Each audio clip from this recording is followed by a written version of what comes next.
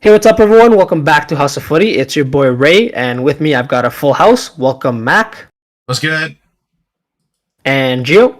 What's going on, everyone? We are back today going over some Carabao Cup action, if it's still even called that, and we will also preview some of the matches coming up this weekend in the Premier League. Before we get into it, don't forget to follow us on our social medias, both on X and Instagram. Our handle is at @house_of_footy.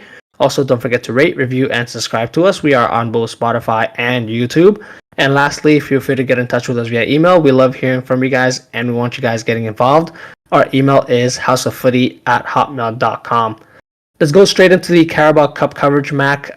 Newcastle 1, Man City 0.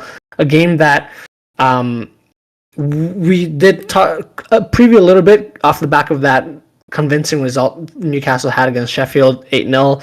I think, if I remember correctly, were on the other end saying, this is going to be a big test for Newcastle because, of course, Man City in any type of game is going to be a challenge, and they did quite well in this game. They were able to beat Man City and advance to the next stages. So, Mac, what were your overall takes from this game, and what does this mean?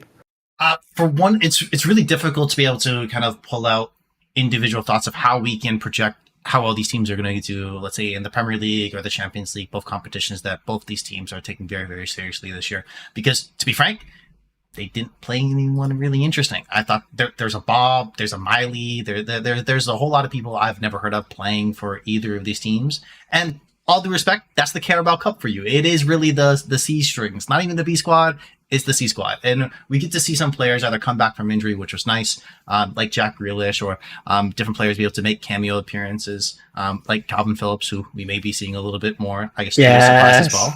I thought for a second, during the game, he looked like he might be pulled up for the injury. I would have felt so bad for him, but it would have been hilarious. I would have, we all three of us would have been laughing about that right now if it occurred. I think, though, overall, the importance of this game, it goes for twofold here. One, like Phil Foden, I think was a week or so ago, he was talking about why can't this team trace the quadruple? It's already over. It's already gone. Let's shut the conversation down. The Carabao Cup still potentially could go back to the reigning champions. Your boys, Gio, they could still get it. Let's go. Dreams alive. I think the bigger thing here is where Newcastle, this is the competition they made to the finals last year. Unfortunately, did lose to Gio's Manchester United. I think what we can say is that this team, even though now after this round, after facing Man City, kind of slaying the dragon, being able to take a next step forward, I think this is now a competition as the Champions League evolves, other competitions occur. This is Newcastle's chance, in my opinion, to go ahead and chase that kind of the trophy that they've been waiting for over, I think it's half a century now. So I think that this might be an opportunity for them. They have a very solid squad. If I'm them, I would start looking to be sacrificing like the FA Cup or other round fixtures potentially, even putting lighter teams in the Premier League necessarily to focus in and kind of end that trophy drought. Because they have enough talent in their squad potentially to chase on multiple fronts. But if you do that, then you're putting risk the biggest competitions in the world, the Premier League and, of course, the Champions League. So overall, the game, individual quality, is there a lot to take from? Not necessarily. But the impact this game can have on these team seasons, I think, is quite dramatic. Okay, interesting. The way Mac has put it, Jill, it sounds like it's a game that Newcastle, Man City both sort of didn't mind if they'd lost, because that kind of means there is a one competition fewer that they're involved in. Of course, now Newcastle have the opportunity to go on and win a trophy, which Man City has won pretty much everything over the last 6 to 8 years, likely. Is this for Man City, though, Gio? Is this a big sort of load off their back, considering they have numerous injuries and players out? Of course, we didn't also see the likes of Erling Haaland, Kyle Walker, Ruben Diaz, also didn't really feature in this game. So was this sort of more just giving other players a chance to play, and just resting your starters? If you're Man City, what did you think? Look, I know Pep already came out and said, can't win them all, can't go for the quadruple, or much rather win the treble. I think that's a load of crap, and I think in sports, who is not looking to dominate in all fronts? if you want to win, you want to win it all. It doesn't matter what game it is, you want to win. And that's sort of, the type of mentality that I've kind of grown up with in terms of like American sports. You don't want to lose any game, whether it's preseason or anything. You don't want to lose any game. You don't want to be down at any point. You always want to be winning. And that's the mentality. And I think that should be the mentality for Man City as well. Just because, given how dominant they are and how highly people speak of them and how teams really fear them. But to come out and say that after the game, granted, you don't always play your best players, but I think that's just an excuse for the team playing more average and not being able to come up with a goal. So yeah, no, when he said that, I was kind of like, that's a little bogus there. That's a poor excuse. That's a very poor excuse for a loss, and to wait to get it off your back or get it off the media as soon as possible. But if you're trying to win at all times and win every single game and every competition. Because if they win a quadruple, they will be, bar none, one of the best teams to ever don football. So yeah, no, I that definitely rubbed me the wrong way. No, I completely agree with that. Of course, if they win, then the script changes, right? He's never going to be saying any of that in regards to this competition. But Mac, are we able to, sort of going back into what you mentioned a couple weeks ago now? Are we able to draw something out of this game in the sense that Man City, though they have now, of course, Erling Haaland, Julian Alvarez has started the season quite well. Apart from them really being the main goal scorers, offensively, it seems like it hasn't clicked. I know they are still the only team with a perfect record in the Premier League, but is there something there that we should be looking into, considering that they weren't really able to unpick this Newcastle defense, which featured the likes of Jamal Lascelles, Paul Dummett, who really haven't seen any time on the pitch this season? I think that there's two different ways you can look at it, because I think that as of right now, kind of time of recording, this Man City squad is quite thin. I think partially because they didn't do their business early enough into the preseason in terms of the offseason to get a Jeremy Doku, to get Mateus Cunha, Mateus Nunez, my apologies, into the squad early enough so they can spend more time to acclimate to the team. Kind of, as Pep said, Nunez's first touch was not so great. Maybe spend a little bit more time practicing with Pep. Initially there, that might have had them being in a position where they could hit the ground running. Whereas right now they are kind of forced in to be able to play minutes that maybe necessarily Pep wouldn't have wanted them to do. But the reason is because of injuries. You have injuries to the likes of Bernardo Silva, KDB. Any team missing that level of talent, that level of player, is going to experience some sort of drop off. So I think depending on how you look at it, you could either argue for each direction. My personal belief is the truth is always somewhere in the middle. So you can blame the injuries, you can blame in terms of the not doing the business quickly enough, as well as maybe even not doing enough business by bringing maybe another midfielder. So I think that there is that extra touch or extra gear that they can hit. Probably this Man City team probably can still hit 2, 3, 4 more gears, but they're not there yet. I don't think this is the worst case scenario.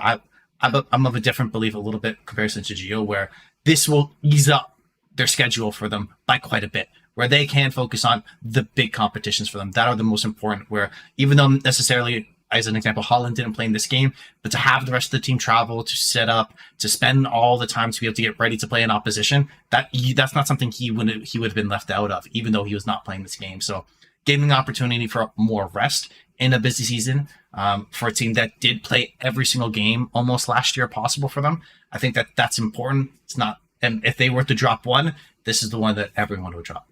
So it's kind of a double-edged sword there. But if I'm both teams in some ways, I'm happy with this result.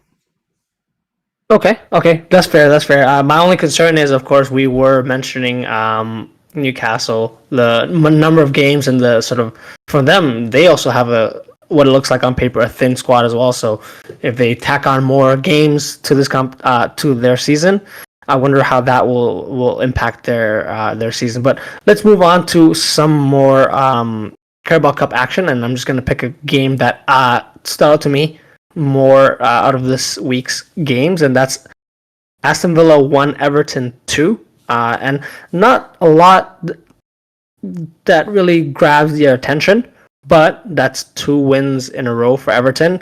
Of course, they are off the back of that 3-1 win against Brentford, and 2 games back to back for Dominic Calvert-Lewin that he scored in. Next game they have up is Luton Town before they face Everton. Before they face Bournemouth on the weekend after, and then they have the Merseyside derby. So Sean Dyche is going to be looking to get all 3 points in this upcoming game against Luton and Bournemouth as well. And I think, Gio, it's fair to say these 2 games, Luton Town and Bournemouth, are more comfortable games.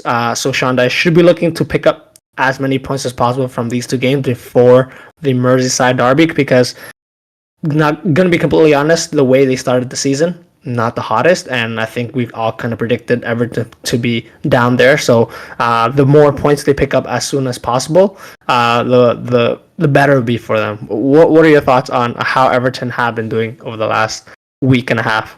Hey, I think this is how all teams should be, especially teams that have kind of quote unquote fallen off. I don't love always using that term, but kind of fallen off the radar for a lot of fans, a lot of other teams even, where you're just able to fly under the radar and kind of rebuild quietly. You know, they're not stirring up trouble. They're not stirring up, controversy by any means of the word. But, to just really focus and kind of reset the team and be able to play football again. Not to say that they're playing, the best football, but they are being, they are looking to attack and they are looking to score. It's good to get Calvert-Lewin, chances early, getting him good minutes, but also not overusing him, because we know that he is, more on the fragile side and is able to get injured and be out for quite amount of time. So you don't want to overspend his time on the pitch. So yeah, I think it's good. Again, scrape up all the points that you can get, because these top 6. These traditional top 6 teams are going to be tough plays regardless of the fact. And if you're able, to play for a draw or anything of that nature, it's just going to be icing on top of the cake. I agree. And so I guess moving on to another game, Mac, that took place this week. Chelsea got a win finally, and were able to score a goal. One of those strikers that came in, Nicholas Jackson, was able to get on the score sheet, even though they didn't. Brighton did dominate possession in terms of stats and had more chances. Chelsea did get the win. So is this a positive for them, or am I looking too much into this result? You are. I think this might have. I don't know whose contract I want to blame. Do I want to blame Potter's? Do I want to blame Sanchez? Do I want to blame Cucurella's? But there's had to been something, considering the amount of money Chelsea's given Brighton. It's like, come on, you got to help us out at least in one competition, And this is the one to be able to do it. So I'm on board for this. To be honest, and I know this is behind the curtain a little bit. I didn't even want to talk this game because Brighton were such a better team. There's been no change for Chelsea. They just feel like, do you know that the promotion team that does well in a cup competition for the first couple rounds? That's what Chelsea feel like right now. They just got fortunate, they got lucky against the big fish, the bigger team that's been playing so much better than them with better players, right? It feels weird, and this result is kind of emblematic of that type of it. But normally we would have experienced the flip, where Brighton would be kind of coming this and maybe kind of punching above their weight in some ways. But Chelsea did that today, so congratulations to them. But let's be real. I guess on the plus side, the only positive I'll take out from a Chelsea fan, the only positive I'll take, is at least there'll be some positive feelings towards Pochettino, where he's able to keep them in a cup competition for a little bit longer. It gives himself more grace period, because even though the team hasn't done well, I don't blame him. And if the team doesn't continue to do well, you can start to slowly blame him, but he deserves at least a full season, considering how good of a manager he is. And I would guarantee you there's other big teams in the Premier League today, if their manager got fired, would be looking to hire him. And United being one of them. So I think he deserves that time. And if, let's say, for example, they don't start to play well, his name is probably going to be on the chopping block way too quickly, unfairly so. So I guess that's a positive. It gives Pochettino a little bit more breathing room. Okay, I guess, Gio, it looks like we have that narrative all the time where there's a manager and a team that's not doing so well in the Premier League. They get a big result against a team further up in the Premier League table, and that's of course Chelsea getting a win against Brighton. Anything that stands out for you from this game? No, because Brighton easily could have been up 3-0 early on. So if anything, it's Brighton's fault that this happened, and Chelsea just happened to reap the benefits here. I thought goalkeeping was horrendous. Choice making was horrendous. If you thought De Gea was bad with playing with his feet, man, this fellow was this fellow was on one today. So very fortunate. Any other day you'd probably give it to Ansu Fati again, and expect him to kind of slot that away, along with the plethora of chances they got after that. But hey, it is what it is. They lost. I don't think they'll be too hell bent on it either, as I believe they have higher aspirations themselves. So focusing on other competitions like the Prem, hopefully, trying to secure a top 4 spot this season. And they look like they're well on their way, but it is early days. They still have to very, very much so focus on keeping players healthy, things of that nature, not overusing them, trying to get again Ansu Fati acquainted so they can use him to his full potential. So yeah, I don't think they're too worried, but it was unfortunate, and they know that, and they know they're much better than that, and they can easily improve from there. Okay, and lastly, but certainly not least, and of course we won't cover them too much in our next part, but Arsenal did get a 1-0 win against Brentford in the Carabao Cup as well, Mac. We did see a host of changes for Arsenal. Reece Nelson, of course, the only goal scorer. He got to start in this game, and Mo Smith-Rowe, Kiwior as well, but most notably, Aaron Ramsdale. He gets to start for Arsenal in this game. Anything interesting to take from this game, Mac? I think you highlight it where the Carabao Cup, kind of the competition. If you pull any English player, English team competition they care about the least, it's the Carabao Cup. Of course, your cup keeper is going to play there, and cup keeper Ramsdale did. And he played very, very well. I do have to say that. He made some quite phenomenal saves against this Brentford team, which in all likelihood should come back and tie the game in the last 15, 20 minutes as the pressure was mounting. But Arsenal and Ramsdale kind of hung on and were able to stick it out. So it's a positive result considering, I would say, a very disappointing result coming off of the Spurs matchup where they should have seen themselves out. Jorginho, unfortunately, was again on the pitch, and Arsenal still won. So at least that's a positive. That's a step forward. If you're looking from Arsenal's fans' perspective. And this is, again, similar in some ways to Newcastle. And what I think both of those teams, if they had somewhat, and maybe I'm opening up too much of a bigger conversation for now, but I think they want to try to implement what Manchester United's Premier League season kind of holistically was: do make Champions League and win a cup, and that's a great season. Arsenal, of course, maybe still want to chase the Premier League title, but I think for Newcastle especially, by doing this, by staying in this competition for a little bit longer to potentially chase that trophy, eases the burden on the manager's backs and allows them to kind of continue to chase those bigger goals down the road. So I think that it's good to see them to be able to get the win, and good to see some of the players get those minutes, especially Ramsdale. Okay, well, I think that pretty much wraps up our coverage of the Carabao Cup for this week. We're going to take a quick break here, guys, and then we'll be back previewing some Premier League games to come. So stay with us. Welcome back to House of Footy, guys. We are going to continue today's podcast discussing now some Premier League action, and the first one up is Spurs against Liverpool. Another big test for Spurs in back-to-back weeks after that draw against Arsenal last weekend. Spurs have won just one of their last 21 Premier League games against Liverpool. 6 draws and 14 losses. I think last year Liverpool took both games. Yep, as Mac noted here, 2-1 in this fixture and then 4-3 at Anfield. So Spurs haven't had the best luck in this fixture. But as a Liverpool fan, I do remember certain goals that stand out, especially late last year with Richarlison, thinking he tied it up. But of course, Diogo Jota goes at the other end and wins it for Liverpool. But this time around, Gio, it's a different match altogether. Spurs, it's second against fourth in the Premier League table as of recording. Should Spurs look to put this sort of bad run of form against Liverpool in their back and try to get the win in this fixture? What do you think, Gio? Yeah, no, I think this will be a good test for both teams. Obviously both teams are kind of on a run right now, and Liverpool are kind of almost winning games consistently 3-1. They're able to put goals in the back of the net. Three seems to be their magic number. Yes, they concede, but it's not anything they can't score their way out of.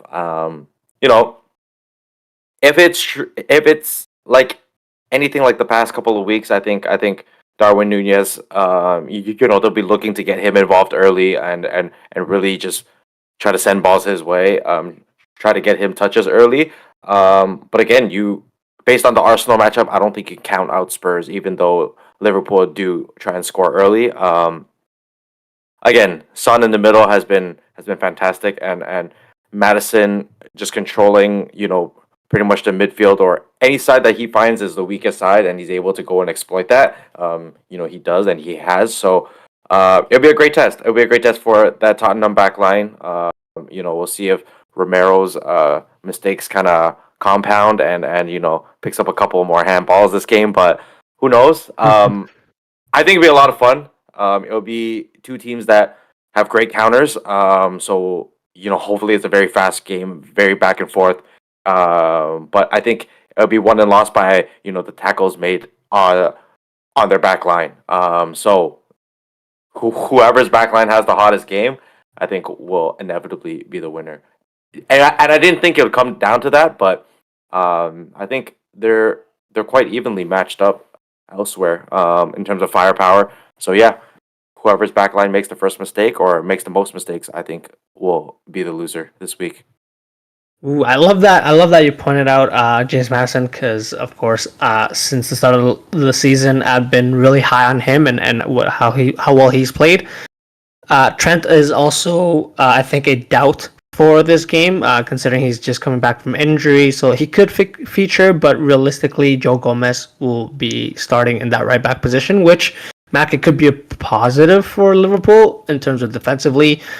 He's a little more solid, and his ability to sort of track back is, I think, better than Trent's. And so that might be sort of a way to negate Spurs' attack. But are there any other, I guess, matchups all over the pitch that you'd be keeping an eye out for? Plenty. I think, though, just to take a step back, you talked about last year's results. This fixture has never been good for Tottenham. It's been kind of an L after an L after L. Tottenham have won just one of the last 21 Premier League games against Liverpool, just one, and losing 14 of them. So this has not been kind of an easy way for them to be able to pick up points. I think the major difference here is, as you kind of highlighted, Spurs midfield is very, very different this year between Maddison, Basuma, and Sarr. I think that midfield trio is unique in comparison to any midfield lineup that we've seen them from quite a long time. And having Ange on top of that, managing the team, kind of seeing what different ways that he can exploit. I think, though, what will be interesting is that midfield battle will be key, and Maddison will be leading charge on one side. And for me, is really who's going to be that third piece again, something that we consistently talked about for that Liverpool midfield. We're going to see Szoboszlai, we're going to see McAllister. Is it going to be Jones? Is it going to be Endo? He just recently played in midweek, so maybe not him. I don't know. I think that will be very interesting to me in deciding on which team is going to try to have a little bit more possession, be a little bit more accurate in their passing to be able to get it to their attackers, because both teams, especially with Son starting centrally, have quick outlets down the middle, have quick outlets out wide. In all likelihood, Richarlison again won't start this game, so you'll have the Brennan Johnson, you'll have Kulusevski, and you'll have Son. So I think that attacking front three is phenomenal. Same with Liverpool's. I think it will come down to kind of that midfield, who's a little bit cleaner, who's a little bit sharper. If we base on recent form, I think we have to give the edge to Tottenham in that way, with them being at home. So I actually will pick them to break their duck against Liverpool for this fixture. Again, I don't want to see it, but I think that they have the kind of that spirit about them right now, considering how well they're played against Arsenal away at the Emirates. A fixture that they never even tie, let alone they never win. Sorry, they play horribly and always get shellacked no matter what they're doing, and they manage to come out with a tie, which is phenomenal. So I think that this team right now, the feeling that they have that little bit extra. I think, though, to take a step back once again, I think if either of these teams come out with all 3 points, that further vaults them into either position. And what I mean by that is because if, let's say, Spurs come out and be able to pick up all 3 points, they'll be in a position where they're undefeated throughout the season. They've played already Arsenal. They've already played Liverpool. And are they potentially in a title race? I think that will be the conversation that we're coming into. Versus for Liverpool right now, considering how well that they've played towards the end of last season to where they are right now, they're on the longest unbeaten run in the Premier League in the same time span, I think, since the beginning of May. They picked up the second most points in the Premier League, only behind Man City. So if this further, and they're able to pick up all 3 points against Tottenham, they face Chelsea and Tottenham. I know Chelsea's not that good, but they face 2 big teams theoretically. And again, come away 6 points. Are they now in the title conversation of being that second peg instead of, as I said earlier, kind of closer to Arsenal? Is there a separator? So I think that they're through kind of at the micro and macro level of this game, there's so many interesting storylines. So I'm very excited to see what happens. Oh man, that is a great point. Just gonna go back to the matchups all over the pitch. I do really like that midfield that Spurs have, and something that Liverpool really struggle with is ball carrying midfielders, and all 3 of the midfielders for Spurs that likely are going to start, Sarr, Bissouma, and Maddison, are quite good at that. And the fact that, of course, it's going to be McAllister and Szoboszlai, but will it be Gravenberch, Endo, or Jones? You're not certain. And the fact that it's at Spurs, I think that might play a big role, like you said, Mac, for Spurs in this game. And if they're able to score early, that would really settle the nerves for Spurs down, and that would, I think, be the way forward. The game against Liverpool, when last season when Liverpool won 4-3, Liverpool scored 3 goals inside 15 minutes, and Spurs were still able to come back. So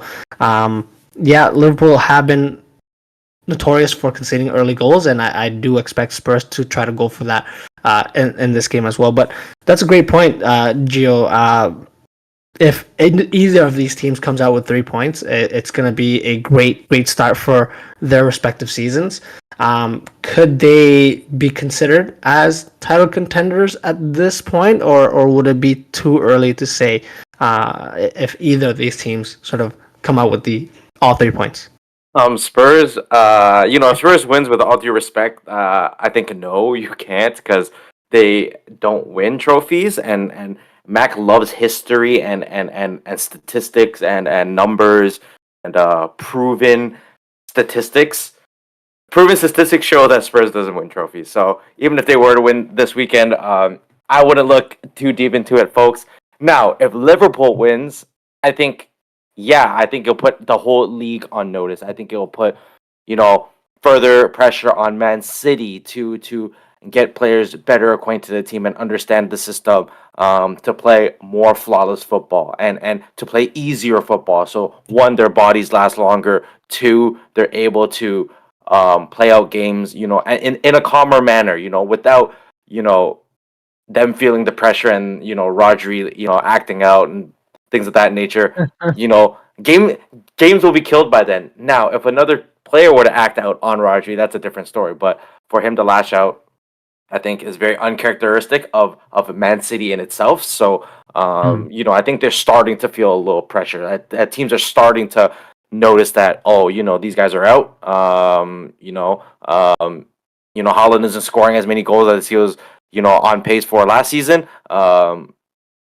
These guys are kind of nervous playing us now. So as that goes on, and as Liverpool continues winning, I think Pep is definitely going to be put on notice that Klopp is coming and all of Liverpool is coming. So it's going to be huge for Liverpool. I think this is a huge swing for them if they're able to snag all 3 points. The whole league should be a little worried if that's the case. That's fair. Of course, with the quality that and sort of the recent history for Liverpool, it I guess wouldn't be out of the ordinary if they go back in sort of that title contention. But I think we should give some credit to Spurs for them being bouncing back, I guess, so quickly and being one of those dark horses. But of course, now we're going to cover 2 dark horses coming up, Mac, in the next Premier League round of matches. Brighton take on Aston Villa. And you noted here, battle of everyone's second favorite teams, the matchup of the dark horses.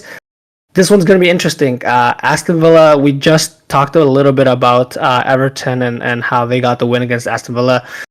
They are a little bit of, and this might be a little bit of reach, Mac, might be a little bit of the Spurs of last year, where they have a really good game, and then they have a poor game, and then they have a really good game, and then a really poor game. And Gio, I think we mentioned that we want to see how Emery is able to adapt his team and make them more consistent. But Mac, do you think this is a perfect chance for Aston Villa to get back into winning ways, or should Brighton feel confident? They are the team that is in the Europa League, and Aston Villa is in the Conference League. What do you think will happen in this game? I think this is a proverbial coin flip of a game. It can go either way for me. There's a lot of different factors that going into it. If you look on Gio says, I always love the history. Aston Villa won the last 4 Premier League fixtures between this matchup and scoring 2 goals each game. So we know that they can get on the score sheet. But Brighton are, in my opinion, have that little bit of extra quality. Aston Villa are playing at home. So it really, for me, is that coin flip. I think there's one guarantee, and I think we can just look at what's happened thus far this season. We're going to get a lot of goals. Between these two teams, they're tied for Brighton have. If you look at combined numbers of goals for and against, Brighton lead the Premier League and tied for third, just behind Newcastle because they just scored 8 goals in a game. Tied for third is Aston Villa. So there are teams that concede a lot of goals, create a lot of goals. I think that we may see like a 4-3, a 5-4 type of game, considering how adventurous both these teams are in aggressive play styles.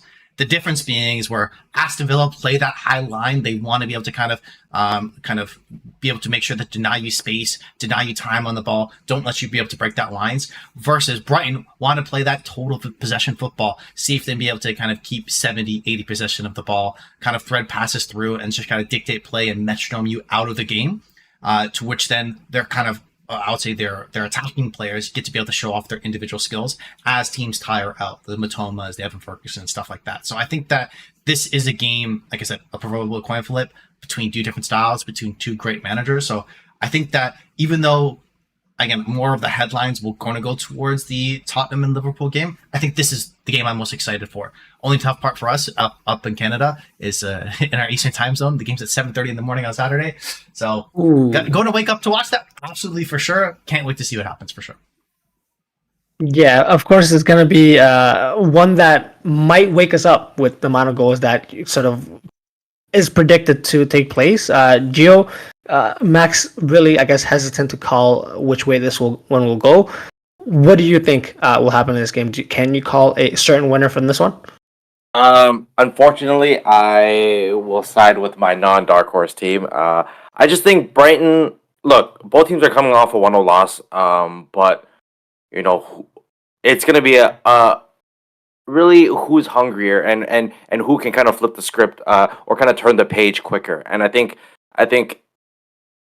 based on what we see and if we're comparing how these teams have been playing so far in the Prem, I think Brighton is the team to do that. And I think their attack and everything about them just screams, we're going to bounce back and we're going to show why, that game was a one-off. That game was a outlier, and we're going to come back and we're going to score plenty of goals, and we're going to show why we're a threat in this league.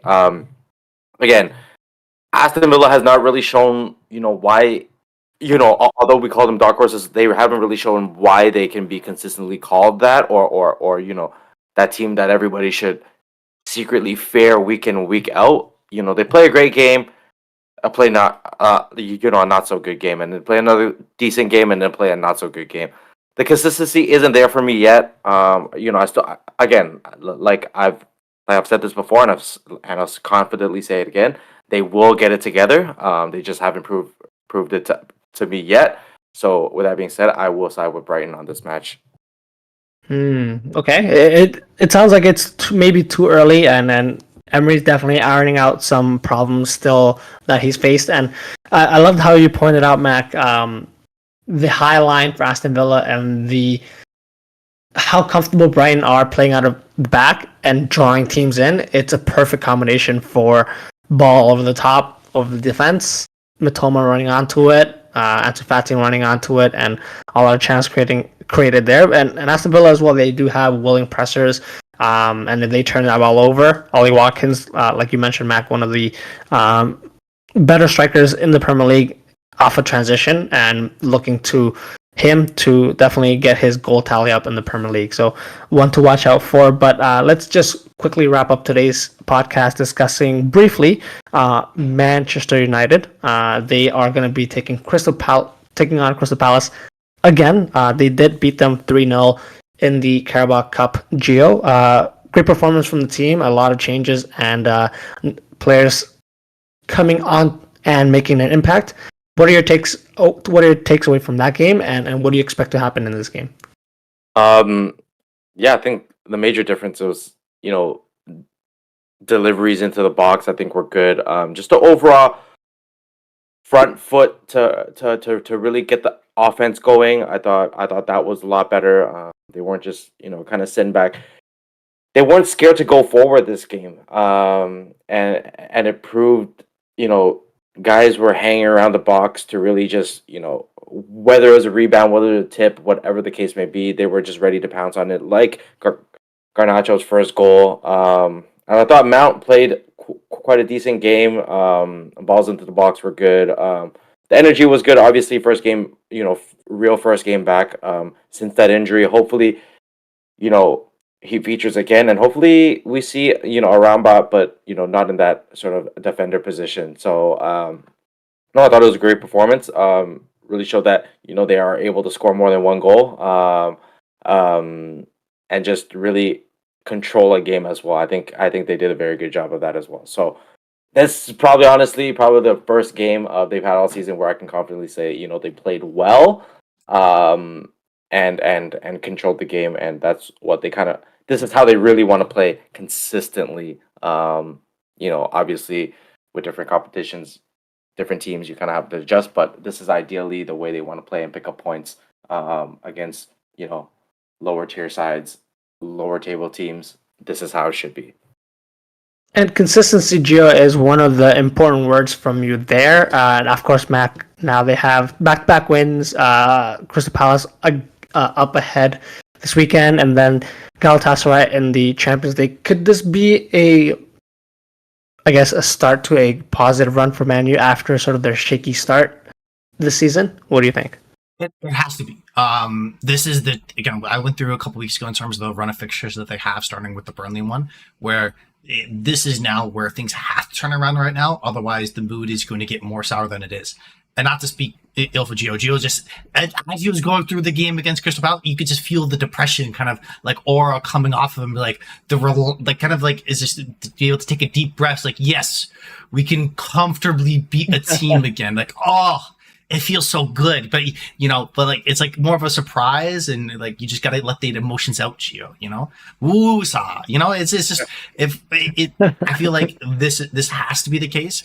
The tough part is, again, when you're facing a team back to back, I always feel like it's tougher in a lot of ways because the other team knows what you're trying to do, gets adjusted. So even though Manchester United were the heavy favorites going to this game, as they should have been, you are expecting a Crystal Palace team to come out that little bit better, with that little bit more of an edge, with that little bit more of a bite. I completely understand completely different lineups in all likelihood. Unfortunately for Crystal Palace, you're still going to be playing Jordan Ayew, but it is what it is. But I think, though, that for Manchester United, this has to get the ball rolling. This has to come on to a winning streak, because then everything else starts to make more sense, and all the other questions that people were rightly asking and are still asking start to get a little bit quieter. So they have the potential to go on the run, but they right now are 2 for 3 in 3 games where I thought they should be able to win all 3 quite comfortably. So they need to keep it up for sure. Yeah, and of course, there's reports that Ten Hag had brought his Man U players in for a barbecue to get team morale up. Man U back cooking, boys. So it's great to see that. This concludes, though, our podcast for today, boys. If you guys like what you heard, please like and subscribe to us on our social medias. That's at @house_footy. If you have any comments, suggestions, or general banter, get in touch with us via email as well, houseoffooty@hotmail.com. The next time you hear from us will be Monday when we review match week 7 of the Premier League, and we'll also preview a little bit of the Champions League matchups coming up next week. But until then, thank you, Mac. This podcast was for the Martial fans out there. Gio, thank you. and I'm not one of them. See you guys soon.